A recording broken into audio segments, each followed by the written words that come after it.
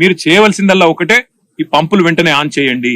మీరు అనవసరంగా రాజకీయాల జోలికి పోయి రాజకీయంగా కేసీఆర్ గారిని బదనాం చేయాలనే ఒక చిల్లర ప్రయత్నం ఏదైతే మీరు చేస్తున్నారో ఇప్పటికే అవన్నీ కొట్టుకపోయినాయి గోదావరి వరదలో.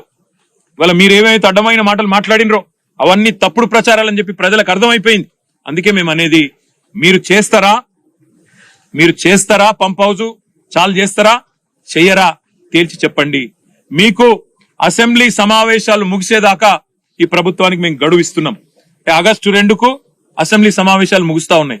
అప్పటిదాకా ఈ ప్రభుత్వానికి, ఎందుకంటే మేము కూడా అందరం హౌస్ లో నిలదీస్తాం, రైతుల పక్షాన ప్రభుత్వాన్ని అడుగుతాం, ఎందుకు చాలు చేస్తలేరు మీరు, అవసరమైతే ప్రత్యేక చర్చ పెట్టండి. లక్షలాది ఎకరాలకు సంబంధించిన ఎకరాలకు ఆయకట్టు నీళ్ళిచ్చే ప్రాజెక్ట్ ఇది.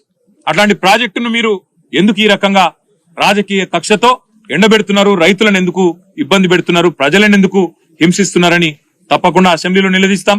ఆగస్టు 2 దాకా వేచి చూస్తాం. మీరు గనక ఆగస్టు 2 లోపల నిర్ణయం తీసుకొని పంపు లాంచ్ చేయకపోతే, నీళ్లు ఎత్తిపోయడం ప్రారంభించకపోతే 50,000 మంది రైతులతో మేము మా కేసీఆర్ గారి నాయకత్వంలో, మా పార్టీ నాయకత్వంలో మేమే వస్తాం, పంపులు మేమే ఆన్ చేస్తాం, రైతులకు ఎట్లా నీళ్ళు ఇయ్యాలో చూపెడతామని చెప్పి కూడా మా పార్టీ తరఫున చెప్తా ఉన్నాం.